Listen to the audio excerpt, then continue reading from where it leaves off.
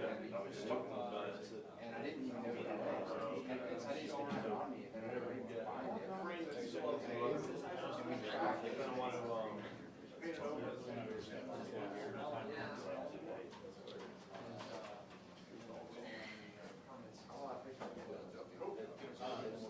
But yeah, I wasn't.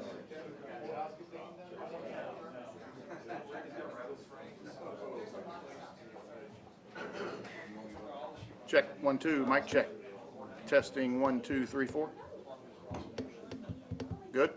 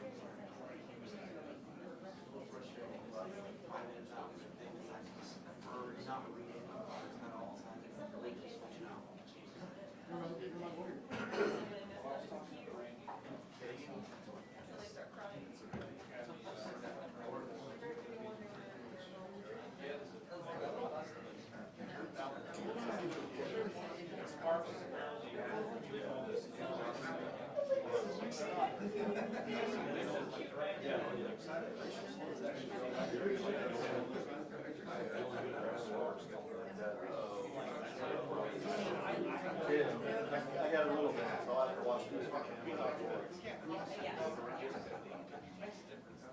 Hey, good morning, everyone. If you guys haven't done so already, just remember to silence your phones.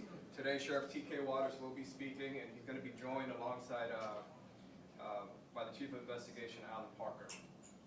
Media, if you guys have any questions, obviously, outside of this, just get with one of us, and we'll make sure we get you guys taken care of.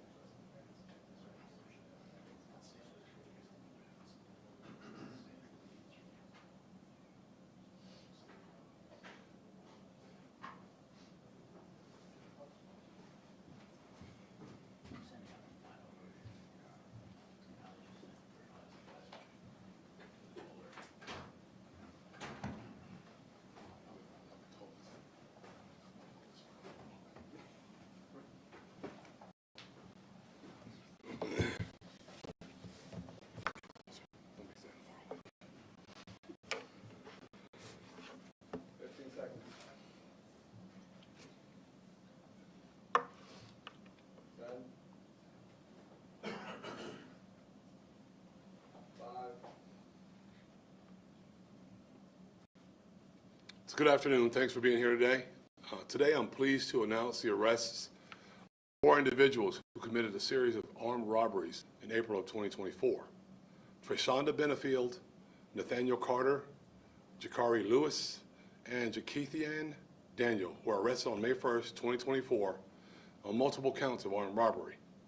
Throughout the month of April, these criminals targeted dollar stores across Jacksonville. During each robbery, the suspects followed a very specific pattern. Clothed in hoodies, masked, and gloved, 2 or 3 of them would rush up on the dollar store employees outside the businesses as they exited just after closing time. Armed with distinctive firearms, these individuals would force the employees back inside the dollar stores and then, at gunpoint, compel them to open the business's safes. These suspects would then steal the cash from the safes and run out of the dollar stores. And during each robbery, one suspect acted as a getaway driver, stationed outside the business in a white Dodge Charger. Once they stole the dollar store's cash, the suspects would flee in a white Charger. video is going to play for you right now.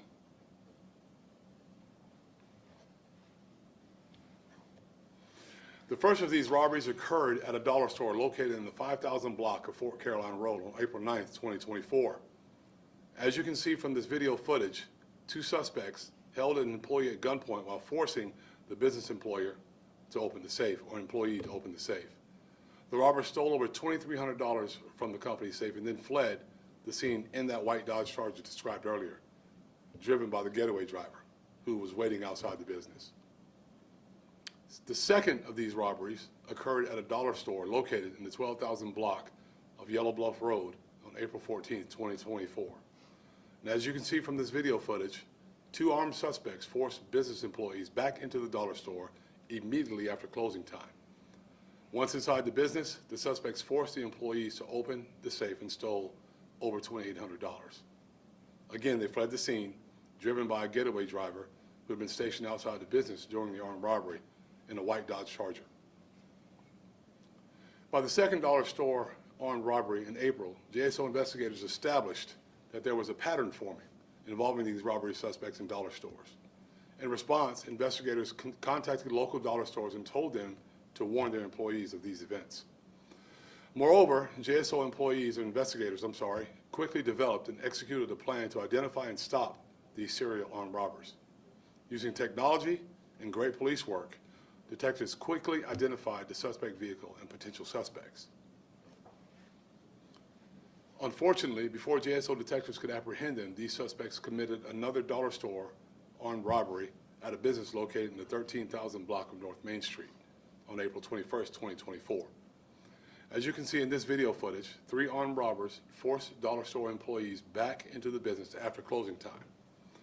Following the same pattern, these violent criminals forced the business employees to open the company safe.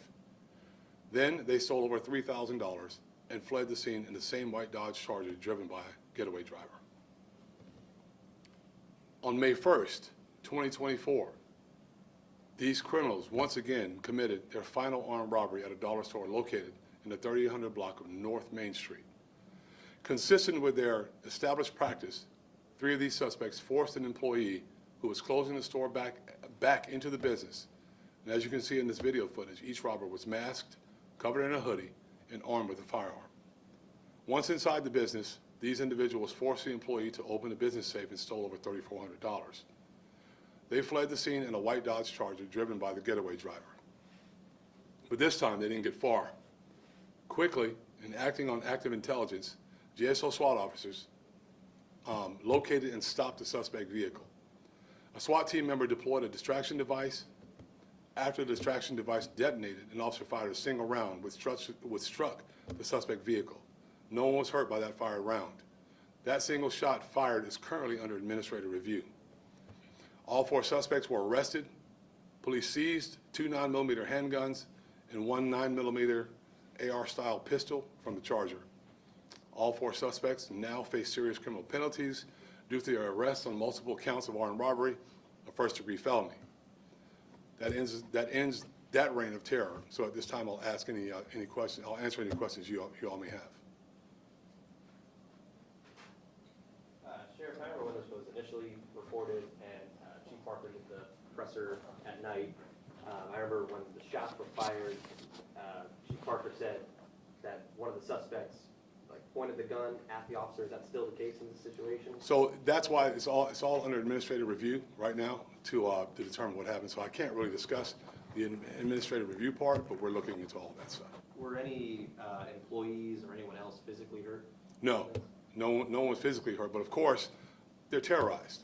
Unfortunately for them, the suspects could have lost their lives, and it would have been right for the police officers to be able to use force in that case. But because of the location of the victims at the time, we had to wait until it was completed to make sure no innocent bystanders were harmed. Sheriff, what should an employee do in this case if they're one of those employees walking out of the dollar store? Well, first of all, you want them to be paying attention to their surroundings, but it's not their fault, right? When they're approached by a bad guy, by criminals like this, comply. The best thing to do is comply. We don't want it escalating to where they lose their life. There's no amount of property worth your life. So let's comply and allow us to do the work on the back end to catch the individuals that are responsible. Sheriff, can you talk a little bit about the technology that was used both in figuring out where they were and then finally apprehending them? Some things I like to keep close to the vest for us, so I'm going to keep that with us because I don't want people knowing, especially criminals in our community, knowing what we utilize to catch people. And that's all very important for our operation. Would like to answer, but I just really like to keep that close to the vest. What about the job that the JSO officers did? Can you talk to the job that they did? Sure. So, you hear the narrative around the country oftentimes that police just want to kill people. That's not the case. They could have easily used deadly force, but they took those suspects into custody. They took them into custody safely. No one was injured, which is good because in a case like that, there is still a fleeing felon law, but it's just not what it used to be. Meaning, an armed robbery had taken place. They had done three others prior to that one, so it was safe to think or assume that they were going to commit another. But they did everything that they did to make sure that those people were captured, taken into custody safely. Now they have to face the justice system. I think it was a remarkable job by the men and women of the agency, and it's stuff that we do pretty often around here, if I may say so myself. Is this related to or considered gang activity at all? This right here, there's a group of people doing it. I wouldn't call them a gang because they hadn't been identified as a gang, but I guess you can call it group violence because we deal with a couple different things, right? Group violence and there's gang violence. This is a group of people that had done a total of 4 together, so we'll call it group violence. So they won't be doing that anymore, not in our city. Thanks, Sheriff. Thank you all.